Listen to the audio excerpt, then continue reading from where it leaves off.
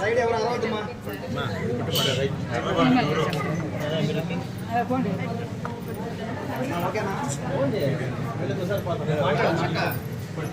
ఓం నారాయణ ఆదినారాయణ భగవాన్ వెంకటేశ్వర దేవస్థానం కొరకుండి ఈరోజు ఈ press meet పెట్టాల్సిన అవసరం ఏంటంటే ఈ దేవస్థానం మీద కొందరు వ్యక్తులు అసభ్యంగా మాట్లాడడం జరిగింది. దాని గురించి వివరణ ఇచ్చేదానికి నేను ఆశిస్తాను.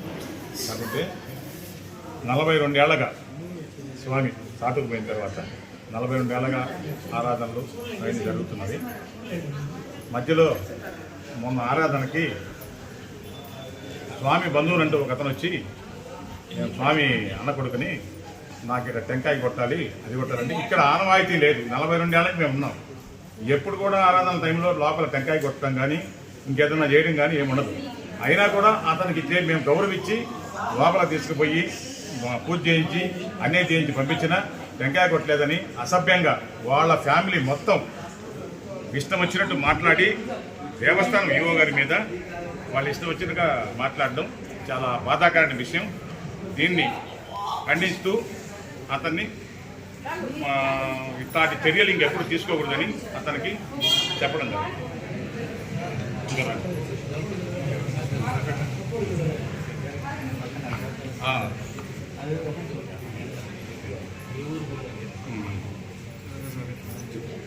ఓం నారాయణ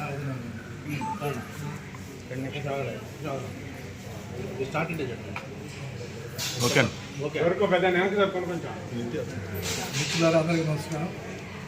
మేము నారాయణమూర్తి సన్నిధిలో 42 సంవత్సరాలు సేవ చేస్తాం. మా కులదైవం వెంకటేశ్వర. మా పిల్లల పేర్లు అయితేనేమి మా పేర్లంతా కూడా ఇక్కడే పుట్టి పిల్లలకి ఆయన సమాధి దగ్గరే సాగించుకుని పేర్లు పెట్టి ఈరోజు ఈ విధంగా గొప్పగా స్వామి దగ్గర చెప్పుకోవాలి ఆ రోజు కోసం ఎదురు చూస్తున్నాం. కానీ ఈరోజు ఇలాంటి రోజు వచ్చిందని చెప్పేసి అది వస్తుందని నేను అనుకోలేదు. మన ఆరాధన రోజు ఉన్నాం. స్వామికి ఎంతో మంది శిష్యులు ఉన్నారు. శిష్యులు అంటే సేవకులు ఉన్నారు, శిష్యులు ఉన్నారు, భక్తులు ఉన్నారు, వాలంటీర్స్ ఉన్నారు, వైకర్తలు ఉన్నారు. ఇక్కడ అసలు మీరు కూడా ఆలోచించాలి దయచేసి. 20 సంవత్సరాల తర్వాత ఈవో గారు 8 సంవత్సరాల కింద పడుకున్నారు. ఈవో గారి ఫ్యామిలీ ఏడా ఉంటుంది. 24/7 ప్రపంచంలో ఏ ఈవో కూడా అందుబాటులో ఉండడు. 5 గంటలకు తాళాలు వేసుకుని వెళ్ళిపోతారు. వితౌట్ శాలరీతో 80 క్రాస్లో ఏజ్ 80 క్రాస్ సార్కి ప్రతిరోజు దర్శనానికి రావడం, డెవలప్మెంట్ గురించి ఆలోచించడం, కమిటీలో దాన్ని రైట్ చేయడం, వాళ్ళ యొక్క సందేశాలు తీసుకోవడం జరుగుతూ ఉంది. మేము సేవ చేసుకుంటున్నాం, వెళ్తున్నాం. ఎంతోమంది వాలంటీర్స్ వస్తున్నారు, గుంటూరు నుంచి వస్తున్నారు, తమిళనాడు నుంచి వస్తున్నారు. అన్నదానం ఆ రోజు కూడా 12:30 1 గంటలో జరిగింది. నేను అడిగాను అర్థండి, ఏంటి నీ బాధ ఏంది ఏంది ఇక్కడ మాట్లాడుతూ అడిగారు. మీరు కూడా కొంతమంది మిత్రులు టెంకాయ కొట్టలేదు అన్నారు. 1 2 కాళ్ళు కాలుతున్నాయి చూడమన్నారు. పర్మనెంట్ సొల్యూషను బాలసుబ్రహ్మణ్యం ఈవో గారు వచ్చిన తర్వాత ఇంతకుముందు శ్యామేళ అక్కడక్కడ వేస్తే వర్షానికి గాలికి పడిపోయేది.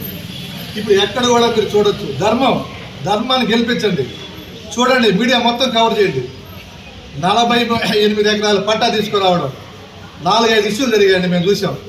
దర్గా బాబాది ఒక ఇష్యూ జరిగింది, ఆంజనేయ స్వామిది ఒక ఇష్యూ జరిగింది, గురవై స్వామిది ఒక ఇష్యూ జరిగింది. గ్రామస్తులు అసలు గొలగముడి వెంకటేశ్వర స్వామిది నాగలేటూరు కాదు, గొలగముడి. మేము అడిగాం, నాగలేటూరు గ్రామం అంటున్నారు కదా, స్వామి విషయం చెప్పండి. వాళ్ళని కూడా అడిగాం. నాగలేటూరుకి పోయాం. స్వామిని 16 సంవత్సరాలు అప్పుడే మేము తరివేశాము, బహిష్కరించామన్నారు. కడుపు మండిపోయింది మాకు. ఆ మహానుభావుడిని మీరు బహిష్కరించేది. ఆయన అప్పట్లో అంటరాని వాడిని బహిష్కరించామన్నారు. ఆ రోజు అక్కడ నాగలేటూరులో కూడా గుడి ఉంది. అక్కడ కూడా ఎవరు దాని డెవలప్మెంట్ అనేది.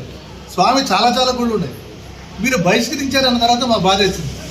మాది నాగలేటూరు అని చెప్పుకోవడానికి ఎంత గర్వపడాలి మనము. ఆ నారాయణమూర్తి ఏదో ఒక తల్లి గర్భంలో జన్మించాలి కాబట్టి వాళ్ళ సేవకులను అడిగేవాళ్ళం. నారాయణదాసు, నారాయణ స్వామి, గోపాలయ్య స్వామి, మాకా వెంకట్రావు, గురవై స్వామి, అందరూ సేవకులతో మా కళ్ళ ముందు ఈవో గారు వాళ్ళ సలహాలు తీసుకొని వాళ్ళకి మర్యాదలు చేసి స్వామి స్పర్శ తగిలిన ప్రతి సేవకుడు కూడా ఆయన గౌరవించడం మా కళ్ళ ముందు మేము చూసాం. ఈరోజు ఇక్కడ మాకు సర్వీస్ చేసేవాళ్ళం కానీ ఇక్కడ ఎంప్లాయీ కాదు నేను. ఈరోజు బాధ ఏంటంటే గొలగముడిలో ఉభయకర్తలు గ్రామానికి ఉభయం లేదు పిలిచారు, ఎక్కడెక్కడ ఉభయకర్తలు నారాయణమూర్తి గెలిచాడని చెప్పి గ్రామం అందరిని పిలిచి గ్రామం సపోర్ట్ చేస్తే ఫస్ట్ ఉభయం వాళ్ళకి ఉదయం సాయంత్రం ఇచ్చారు.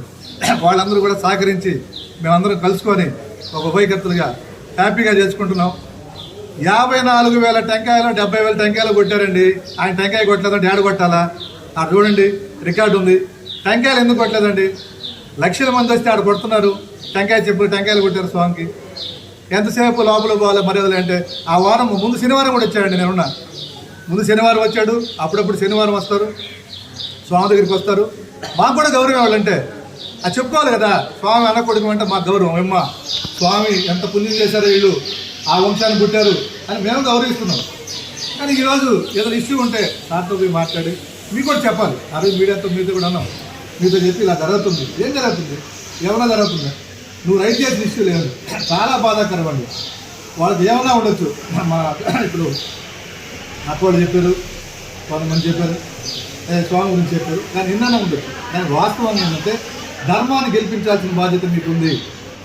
ధర్మాన్ని గెలిపించాల్సిన బాధ్యత ఉంది. మొత్తం చూడండి, ఎక్కడ కూడా మట్టి ఉండదు, వాటర్ ఉంది, మొత్తం సీసీ ఫుడ్ రికార్డు ఉందండి. ఇక్కడ రికార్డు ఉంది.